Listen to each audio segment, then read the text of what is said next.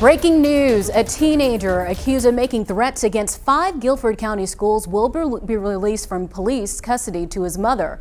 A judge says Kayshawn Williams must deactivate all social media accounts after threatening 5 schools online last month using pictures of a gun he pulled from the internet. WFNY News 2's Avery Powell was in on that meeting. He's live in High Point. Now, Avery, what else was said in court today? Well, it was a packed courtroom today for Kayshawn Williams as that judge ruled that he can be released into the custody of his mother without paying bond. His bond was originally set at $250,000, but his attorney has argued that that bond was set too high. Williams is facing 1 count of false report of mass violence toward an education facility. That is a felony. He's accused of posting photos on Snapchat, threatening 5 different Guilford County schools: Southwest, Southern, Andrews, Southeast, and Northeast high schools. The 18-year-old appeared remotely today and was visibly emotional during the hearing. In the courtroom, Williams' attorney says they believe in second chances. The state argued the bond could be lowered, but within the legal guidelines. 2 principals from some schools that were threatened threats were made said they did not oppose the bond being lowered. I spoke to Williams' mother after the hearing. A couple nights, his twin brother has woken up out of his sleep screaming for his brother's name, and all my family, his grandparents, has been crying. It's, not being able to focus at work. It's been a hard week. Williams' attorney says they have a whole list of things he can and cannot do, including disabling social media and following recommendations from a previous mental health evaluation. Now, if Williams is found guilty, he faces 39 months in prison. He's not allowed to go back to school right now. We did reach out to High Point Police, the agency that arrested Williams, to get their response on his release. We'll let you know what they say. Williams is due back in court later this month. Meanwhile, Burlington police are investigating 2 underage boys for possibly stealing multiple cars in 3 cities. The youngest was 12 years old. Police say officers responded to Apple Street yesterday morning. That was around 9:30, where they found a car abandoned there. Officers determined the car was stolen. Shortly after, a patrol officer found a 16-year-old boy who ran from the car. Officers continued patrolling the area until they came across yet another stolen car. Burlington police teamed up with Gibsonville police and identified a 12-year-old suspect. Officers then located 4 other stolen cars. 6 cars all total were stolen from Burlington, Gibsonville, and Greensboro. Officers contacted the kids' parents and released them into their parents' care. Authorities are still investigating on whether the kids actually stole the cars. Let's get to your 4 to 5 roundup. 80 UNC Health employees have resigned due to COVID-19 mandates. UNC Health required employees to be vaccinated by Monday. Non-compliant employees were put on probation to either get fully vaccinated or get medical or religious exemptions. Officials say 98% of the nearly 31,000 workers are vaccinated or exempt. The 80 employees had resigned as of Wednesday. 497 employees are still under the probationary period. The probationary period ends November 2nd. 273 UNC Health employees were granted medical exemptions. Over 1,100 were granted religious exemptions.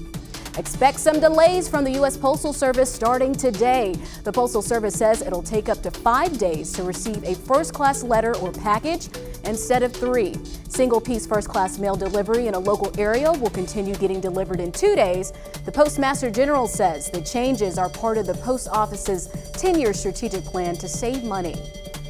New laws in North Carolina take effect today. One directs law enforcement to create a public database of officers who've had their certifications revoked or suspended. Another requires hospitals to allow clergy members to visit patients even during a pandemic, provided the minister complies with the hospital protocols. A third notable new law allows distilleries to sell their own liquor on Sundays. Before, liquor sales on Sundays were prohibited. And happy birthday to former U.S. President Jimmy Carter. The former president turns 97 today and is the oldest former U.S. president ever. An aide says he does not have plans to make public appearances today. Instead, he's going to spend the day at home. All right, so check out who's celebrating the former president's birthday today. President Biden tweeted this photo of him chatting with Jimmy Carter when he was president. Jimmy Carter signed the photo, "Best wishes to my friend Joe Biden." President Biden said, "Happy 97th birthday to my dear friend, President Jimmy Carter, a humble servant of God, a beacon of light and moral clarity, a leader of extraordinary character, honor, and integrity."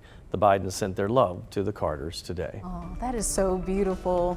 The oldest living president. I'm wondering, has any president lived to be? No, you know what? Reagan, I think, lived older, even though he was out of office. 97? I'm gonna have to check on that. Okay, yeah, but 97 years in, even That's after crazy. he was done being president, he still continued to do so much for our country. So I'm glad that he's choosing to relax on his birthday rather than making those appearances And you today. know, he's still looked at as one of the best diplomatic presidents, Yes. of someone who would reach out to other countries. Other countries tend to trust him, you know, regardless of party. And I think that's important, you know.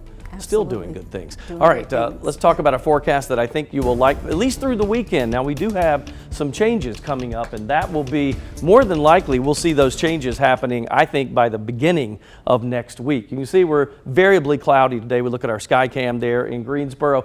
Some of the North Carolina weekend getaways that we're just looking at, focusing on this Sunday, Monday time period, that's when we see things start to change a little bit. So we're going to watch for those changes possibly coming up by the beginning of the week. Overall, though, those temperatures, look at this, and I'll step out of the way so you can get a closer look at this. It really does look like we're going to see temperatures cooperating and being, in a lot of cases, in the lower 80s, we think, as we head into Saturday, Sunday, which is a little bit unusual for this time of the year, a little warm. But 77 right now in Greensboro and 78 in High Point, not bad. Tonight, a little cool, 58 degrees, partly cloudy skies. Tomorrow, though, we'll see that 81-degree high temperature and a few clouds out and about. Still, it's going to be a nice day. In fact, the weekend's perfect, right? Partly cloudy to mostly sunny basically is the average across the region, low 80s. Now next week, that's when we talk about changes. Late day showers moving in, we think Monday. There's a frontal boundary that'll get closer to us, and we just linger with showers. I mean, it's a 40 to 50% chance for Monday through Friday of next week. Highs go from 78 on Monday to 74 on Tuesday, and we're down to the low 70s, which is below normal for this time of the year. 72 for Wednesday and Thursday, and we're back up to 73 to end the work week. If you're looking for something fun to do this weekend, it's opening day at the Carolina Classic Fair. WFNY News 2's Jalen Gilkey gives us a taste of this year's event. We're here at day one of the Carolina Classic Fair. This is a 10-day event out here in Winston-Salem, and my favorite part of any fair is the food. And we got a wide variety of selections out here. Right here we got the Taste of Jamaica, Jamaican spot. Now we got a Mexican spot with some street tacos that look absolutely amazing. But the most interesting thing I've seen so far is over here at the grill. Check out my guy Jeff. My guy Jeff is killing it. They got ribs and chicken. My boy Jeff just put some fresh ribs out on the grill. They're gonna get them smoking, have them ready for us in a couple hours.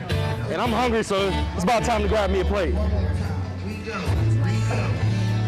Y'all got a rib plate for me? You got a rib plate for me, please? Okay, good. I'm good. How you doing?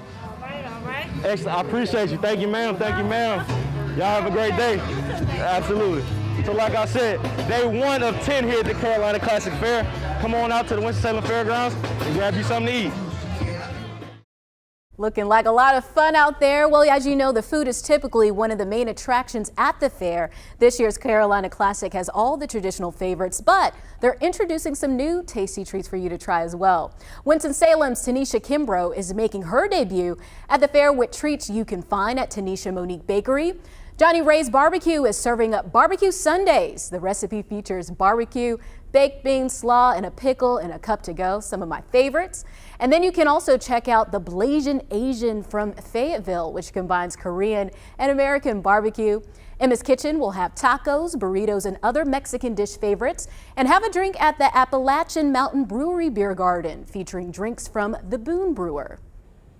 All right, if you need your COVID vaccine, you can knock out two birds with one stone by getting it done at the Carolina Classic Fair. Vaccines will be given out today until 6:30 and Sunday from 3 to 6:30. Cash cards will not be offered at these vaccination events because the health department has given them all away. Appointments are encouraged, but walk-ins are accepted.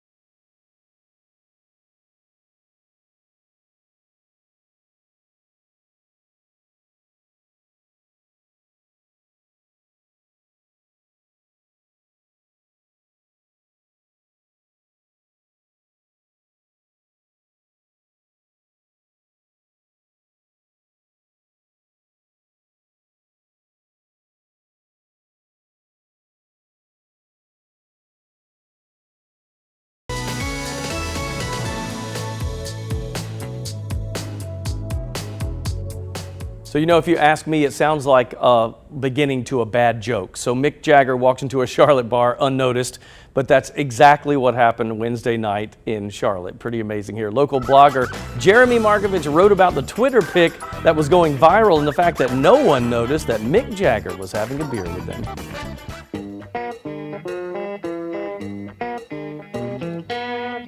So Jeremy, everybody sees this photo on Twitter, but you took it to a new level, my friend. Tell me about some of the research you did on this Mick Jagger photo.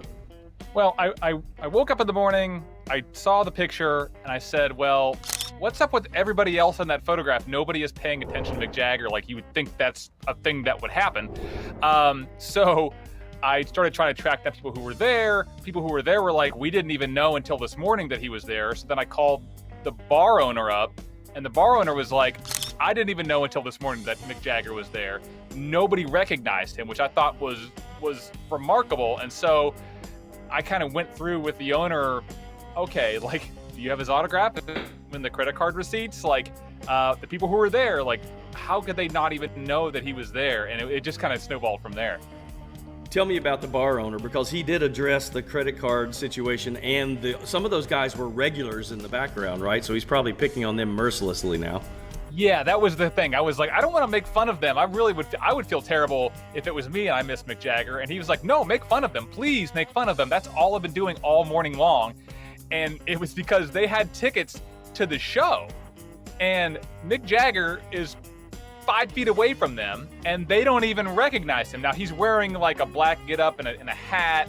You know, he's not like in full Mick Jagger regalia at that point. But they didn't even know. So it's like, this is as close as you're ever going to get, and you had no idea he was sitting there. And the owner was like, you know, what kind of beer was he drinking? Well, he doesn't know because the bartender didn't recognize Mick Jagger. And also, he paid cash. Like, there was no credit card receipt with Mick Jagger's autograph on it. So all of these kind of questions about when he was there and how long he was there and even like who took the picture, you know, tried to find the answers out, but we haven't been successful so far. Well, Jeremy, you have made my week, my friend, because I looked at this and said, you have got to be kidding me, and you said the same thing. So thanks for your time today. Mick Jagger shared that photo on his Twitter, and followers, they had a lot to say about this. So Kevin Day zoomed in on the photo and tweeted, the man in that hat should turn around because Mick Jagger is having a beer behind him. Another user responded and said the guy in the hat was actually his buddy. He said he called to tell him the news. Daniel Newman, who in Charlotte, North Carolina is going to believe Mick Jagger is at the Thirsty Beaver Saloon? Celebrities can walk around the East Coast with no problem because nobody believes it's actually them. And then another user wrote, did the bartender even notice that you are you?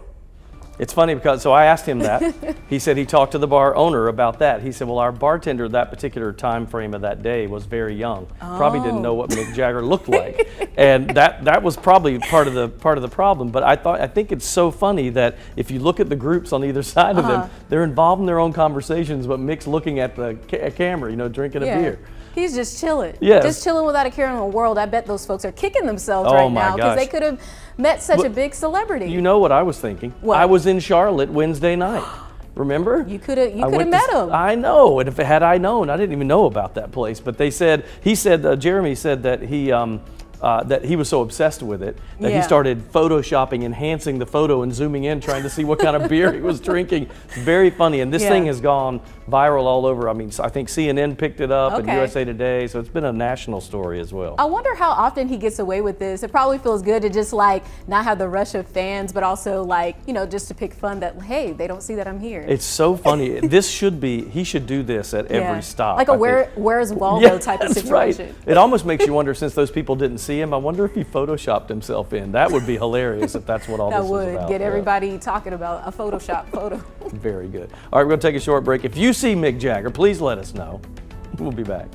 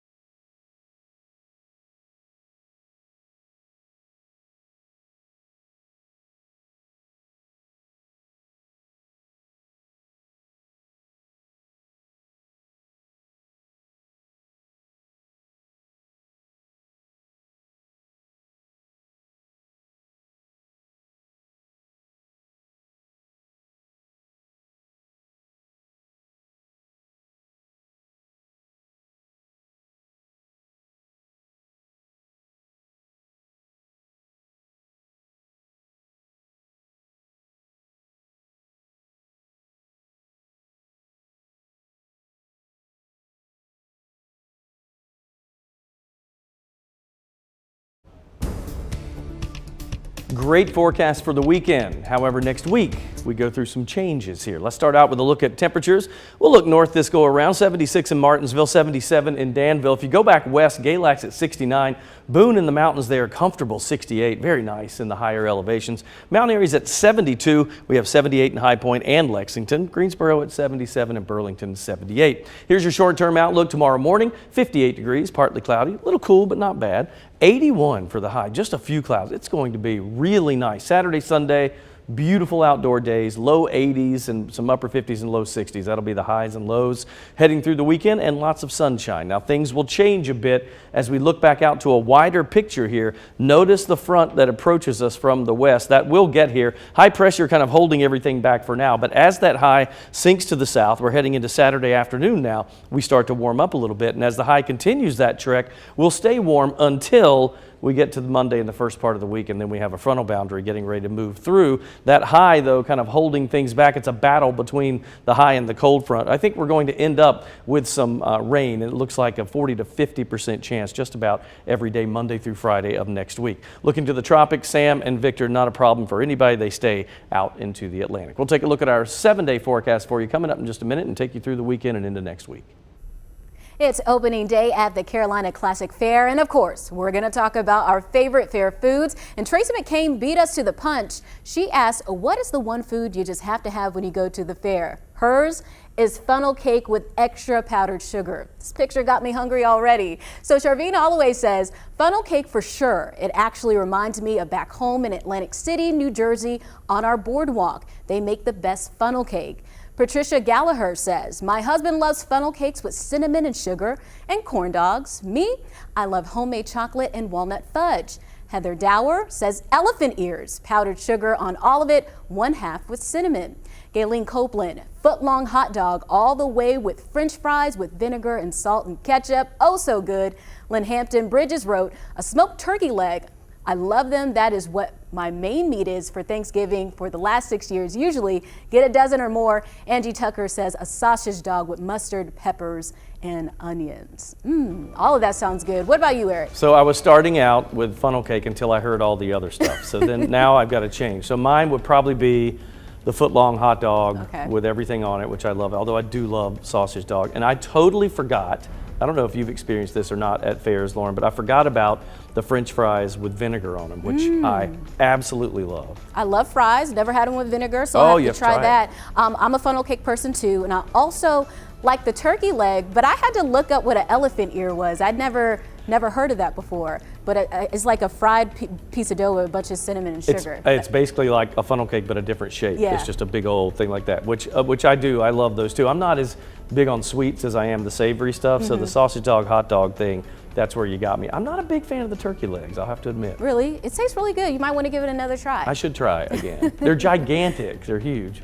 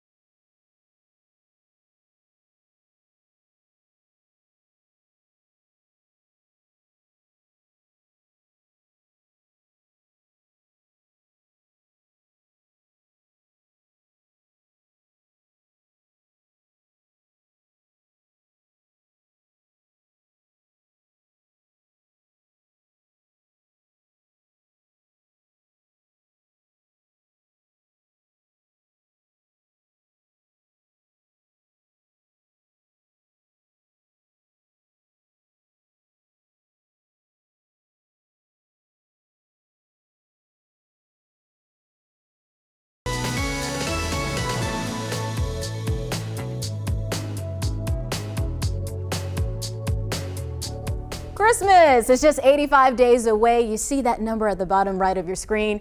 We aren't making this up. 85 days, but who's counting? So raise your hand if you've already started playing Christmas music on October 1st. We asked you when is the right time to start listening to Christmas music. Mabel Strickland says anytime you want to, whenever the mood hits you, go for it. Nancy Chelino all year long when you need to pick me up. Sharon Canada Hinkle now. Marianne Yao says never. And Gappy May on Black Friday while shopping for Christmas presents. Sarah Sherman says day after Thanksgiving. Lacey Bertman today, October 1st. And Daniel, June 26th. At the point I am closer to the upcoming Christmas than the one previously. Troy Totter says only when forced to. And then Linda Banks says December. Elaine Barnes all the time. Jessica Myers November 1st. Debbie says anytime is fine with me. Trees up, listen as I decorate. It's what makes me happy. Lots of mixed answers there. It's funny, so I am a day after Thanksgiving kind of guy. Okay. It doesn't mean that I won't listen to it because you know, some of the local radio stations that play Christmas music early, I will listen occasionally, but I want to keep it special. Yeah. So I don't want to listen to it to the point where I'm so tired of it by the time Christmas rolls around. I'm with you on that. I never think it's too early, you know, if you Right. want to listen to it in the summertime, but I do think it's too early to put your Christmas tree up before Thanksgiving, because I know some people do that. That's my limit there. We put ours up the Saturday after Thanksgiving, almost every year. After Thanksgiving, then my mom always says make sure you take your Christmas tree down before the New Year. Oh, really? Before the New Year? Before the New Year. Don't let the New Year see your Christmas tree. Now something else. Sounds like etiquette or something I'm not aware of. There are lots of things I don't know. We'll be right back. I'll talk to Lauren about that during the break. I have to admit, I wasn't the best student in high school. Actually, I developed a reputation for always skipping school. I remember my mother would drop me off at the front door, and before she even left the parking lot, I was out the back door leaving. I was a young man lost, trying to find himself. No father to correct my course, no mentors. No one reached out to take me under their wing, to show me life and how to be a man. This was definitely a void I had. Because of this void, I was lost in being lost. You too may be lost due to a void in your life. You may be wandering around waiting to be rescued in certain areas of your life.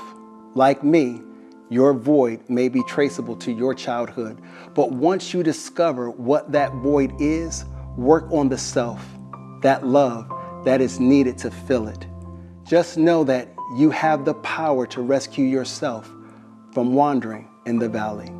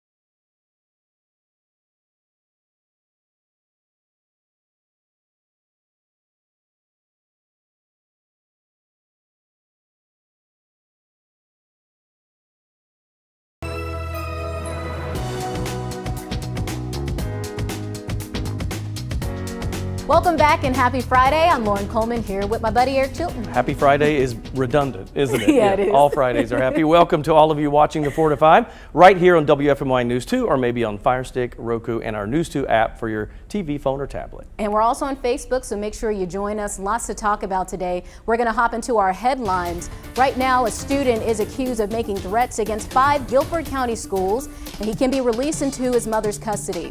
Williams is accused of making threats to 5 Guilford County schools online using a picture of a gun. Williams is facing 1 felony charge of false report of mass violence towards an education facility. The judge ordered Williams to disable all social media and follow recommendations from a previous mental health evaluation. He won't be required to pay a bond to be released into his mother's custody. If Williams is found guilty, he could spend 39 months in prison. He's due back in court later this month. The National Women's Soccer League canceled its weekend games after firing NC Courage head coach Paul Riley for accusations of sexual coercion. Riley was accused of sexual coercion by former players in both Kansas City and Portland, where he coached before his hiring by Courage. The report stated no current players have stepped forward with similar accusations. Federal and state authorities are searching for a missing college student in Florida. The search for Mia Marcano spans 3 counties after she vanished on the same day a maintenance worker improperly used a master key to enter her apartment. Authorities identified the employee, Armando Caballero, as the prime suspect. Caballero apparently killed himself. His body was found 3 days after Marcano was last seen. Authorities say Marcano repeatedly avoided romantic advances from Caballero. Detectives did speak with him after she was reported missing, but didn't have any evidence to detain him.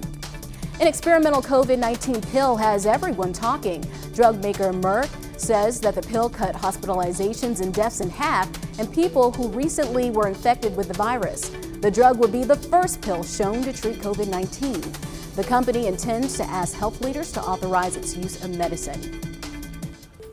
And we're tracking another decrease in one of our coronavirus numbers today. It's always good news. The latest number of North Carolinians in the hospital with the virus is now just below 2,900. That is 71 fewer than yesterday and the lowest number that the state has reported in a month and a half. Now, the last time hospitalizations were this low, back on August 16th. And by the way, back then, our numbers were headed in the wrong direction and rather quickly. That day, we added nearly 200 patients overnight. It is nice to be on the other side of that spike.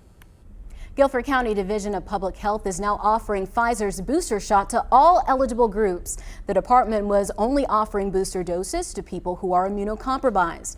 People eligible to get a booster include anyone 65 and older, adults who work or live in nursing homes, long-term care facilities, or congregate living facilities. Anyone with immunocompromised or high and working risk professions such as first responders, healthcare workers, and teachers. Boosters are available by appointment only. Schedule your own appointment at guilfordvaccination.com or you can call this number 336-641-7944. TRIAD Health Departments are offering the booster shot for eligible groups, and we've made it easy for you to find where you can get your booster and when it's time. Text the keyword vaccine to 336-379-5775, and we'll send you a link directly to your phone with a list of who is giving out those boosters. A section of the Blue Ridge Parkway is closed. This is after a couple and their dog was attacked by a bear near Asheville. Park Service officials say the couple was having a picnic near the Folk Arts Center when their dog noticed the bear and ran towards it. The bear reacted and attacked the couple and dog until the couple made it safely to their car. The couple drove to Mission Hospital for treatment. All trails in the area are temporarily closed and outdoor food is banned. Park Service officials remind people the fall is an important feeding time for bears before they go into hibernation.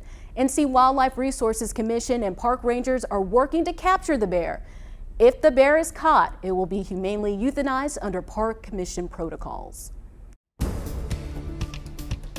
Looking at a beautiful weekend forecast, and then next week, when you hear the old song, Rainy Days and Mondays, that might actually mean something by the time we get to Monday.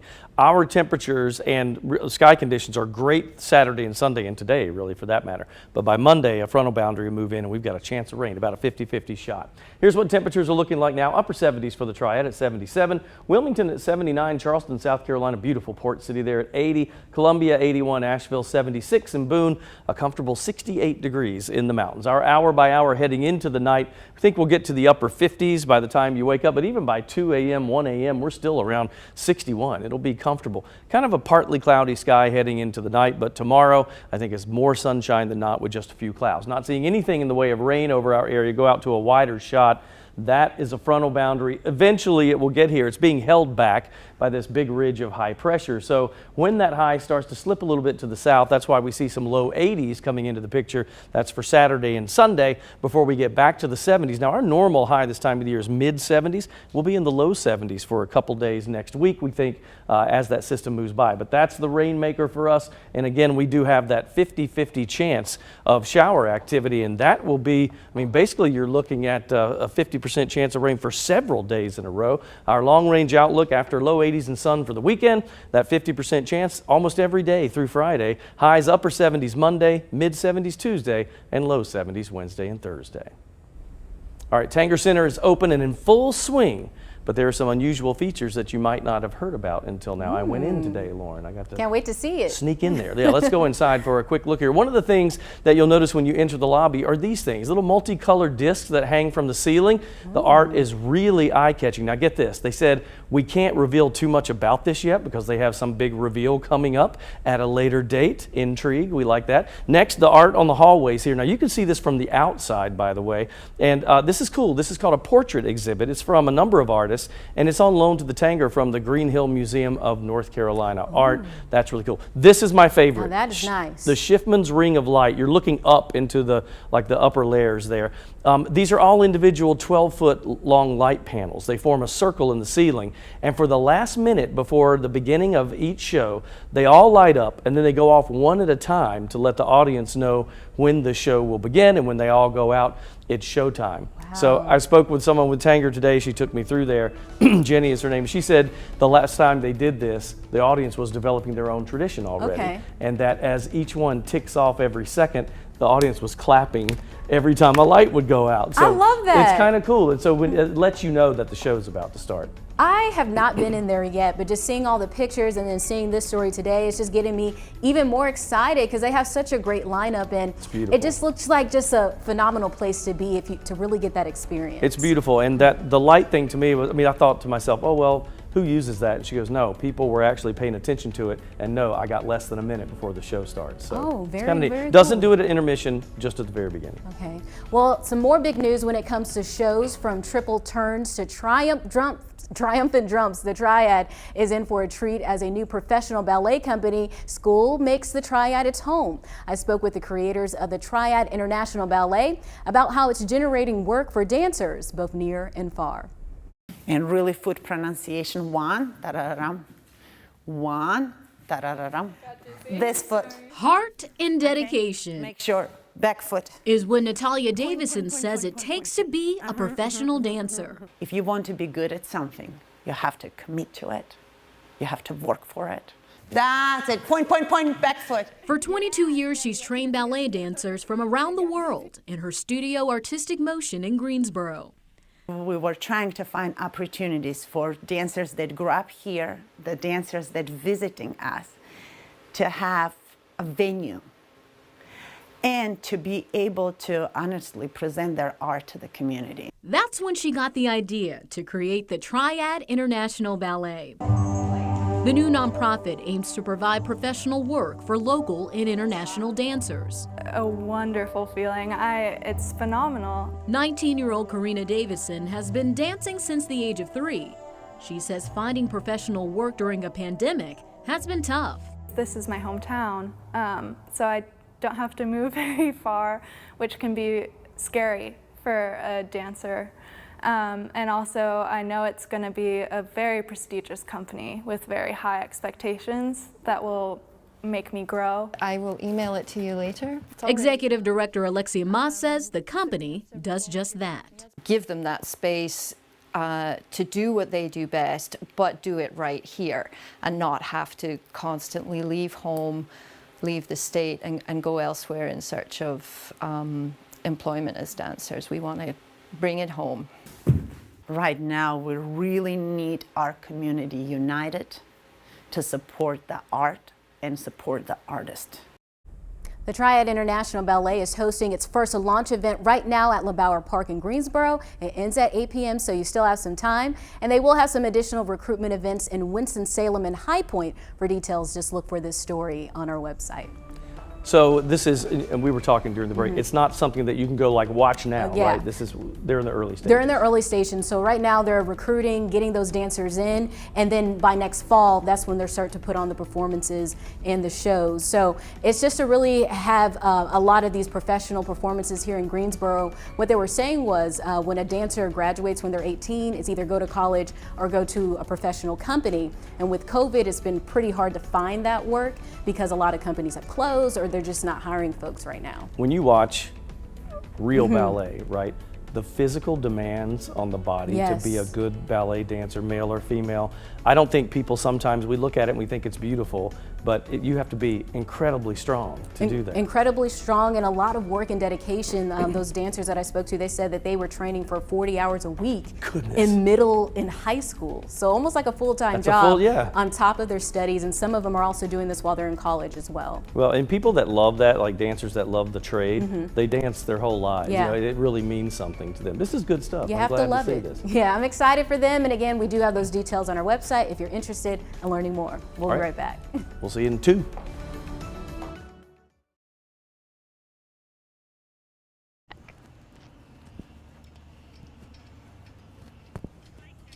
Hello, mic check 1 2 3 4 5 6 7 8 9 10. Mic check.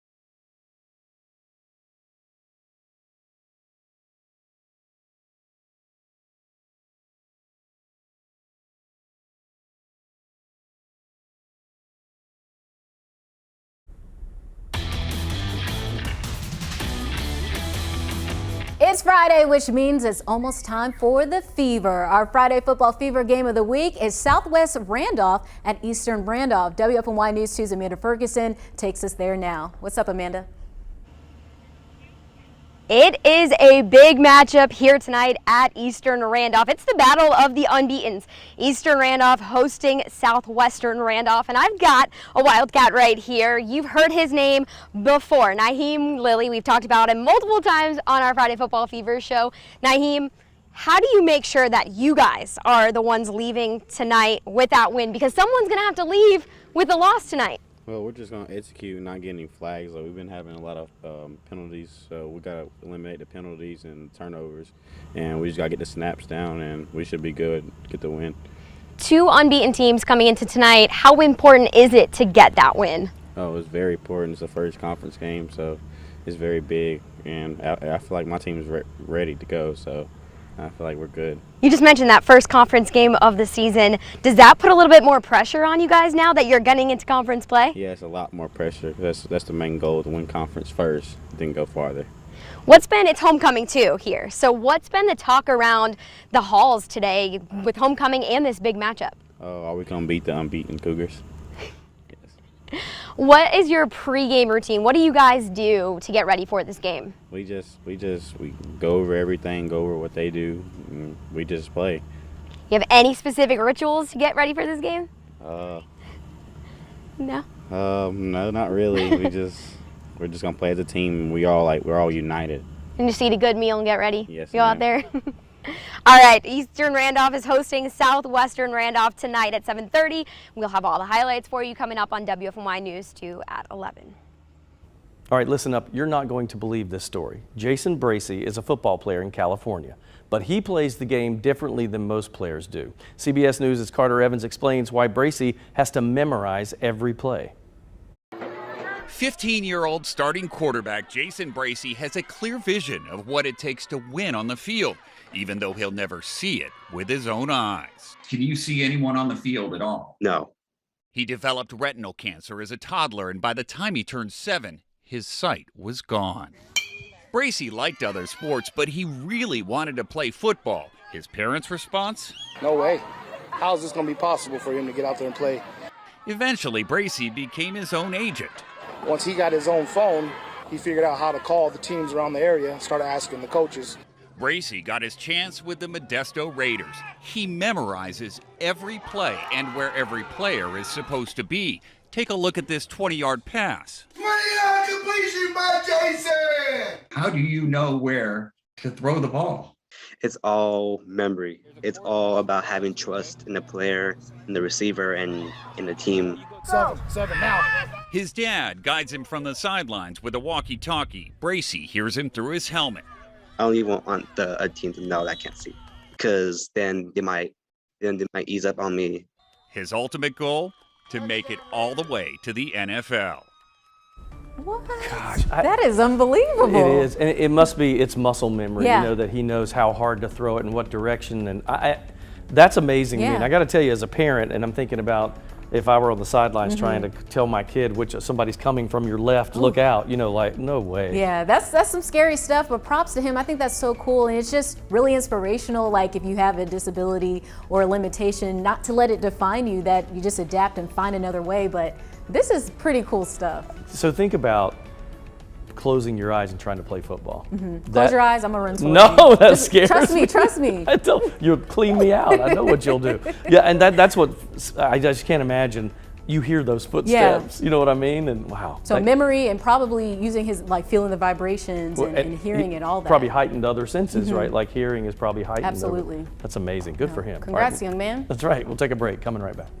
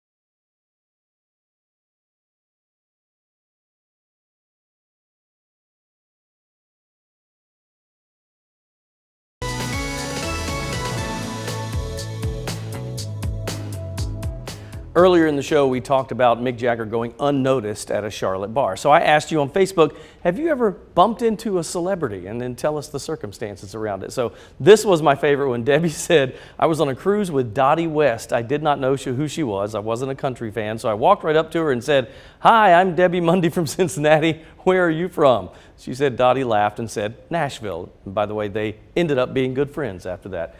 Teresa Galloway, this was cool. She said Malcolm Jamal Warner. She actually met him at the National Black Theater Festival. She said she got a picture and a hug and conversation in the office of the director, which was a classmate of her husband's. Jim Dow Jr. said Farrah Fawcett and Lee Majors. When I was at UT, they came to a football game. I was in the press box and we weren't told they would be there. Candace Phillips said a delayed flight coming out of Atlanta and Della Reese was on it. She was extremely rude to everyone. Never a fan of hers after that encounter. Wow, some bad news there. All right, Diana Thomas says Martin Mull and I were buying salad dressing at the Harris Teeter at Golden Gate right before it closed. I looked at him like, what? And he said, excuse me, grabbed his dressing and then walked away. And William Shane Blaylock said, and boy, and he's got some good ones here, Bill Murray in South Carolina and Keanu Reeves in New York. Very brief interactions, but both were very cool, especially Keanu. That's a good one, and so I have to ask Lauren if she's ever had one. So what run-ins have you had, Eric? I know you've met a lot of people. Well, I mean, if it's not through work, because that's different, but literally bumping into somebody. It was my freshman year at Carolina. Michael Jordan was there because he hadn't left town yet to go pro. He would have been a senior my freshman year, but he was going pro. And I literally bumped into him in a crowded restaurant bar and just looked up and said, oh, hi, Michael. He's like, hi. And that was it. And I did see him on my very first night at Chapel Hill. My roommate and I were walking out. He drove by in a beat-up old Toyota. He hadn't gotten those checks yet. That's pretty awesome. That's a huge star. I met some people through work as well, but a funny run-in was a couple years ago. I saw Kevin Hart running down Main Street in Memphis, Tennessee. I was with my mom and I said, that looks like Kevin Hart. And as he was getting closer, it was him, and he was with his trainer and asked him for an autograph and a picture, but he was like, I'm tired, sweetie. I need to catch my breath. But he spoke to me, so I'll take that. That's huge because I'm a giant fan of his. But that's really cool. Was he by himself or did he have like an entourage? No, he was just with his trainer. That's why it was so random, and it was in the middle of the day and like 95 degrees out. So it was pretty cool. It's very cool. Two cool people we bumped into. Keep posting on Facebook, folks, and we're coming right back.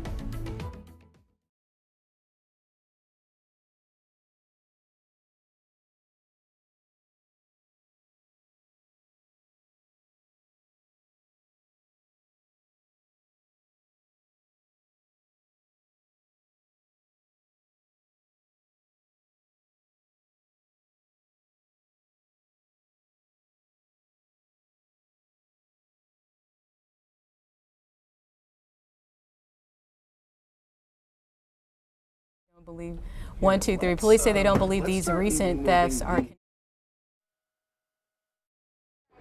Hi there, Oklahoma, Oregon, Pennsylvania, Rhode Island, South Carolina. Mic check 1, 2, 3, 4, 5, 6, 7, 8, 9, 10, 11.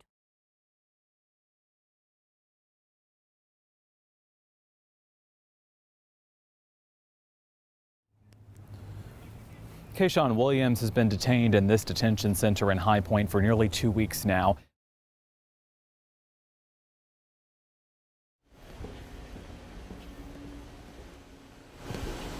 Hello?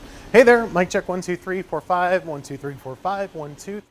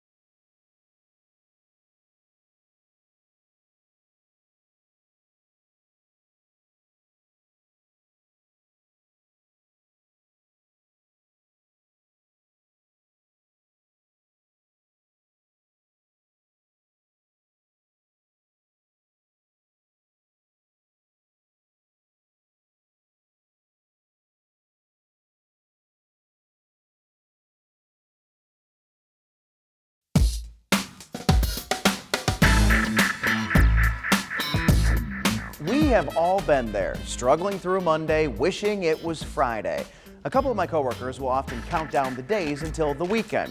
On more than one occasion, I've reminded them that they shouldn't wish their lives away. Now, I tend to get the eye roll for saying something so against the grain, but I truly mean it. It can be easy to fall into that way of thinking, just counting down to the weekend. But what are we wishing away? Well, if you're constantly wishing it was the weekend or close to it, you're wishing away half of your life.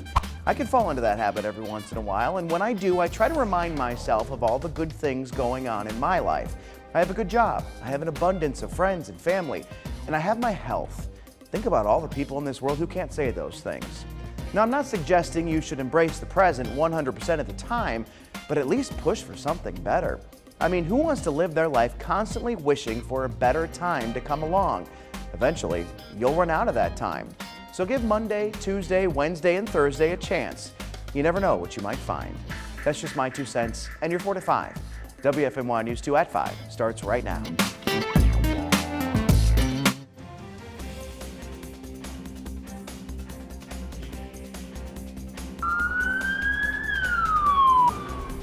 "30 days ago, thousands of students, parents, and teachers' lives were changed when a 15-year-old was shot and killed in a TRIAD school. And since the deadly shooting at Mount Tabor, parents, students, and staff have been on high alert. Threats of violence and guns found in school aren't helping. Today, another big case in a courtroom. This one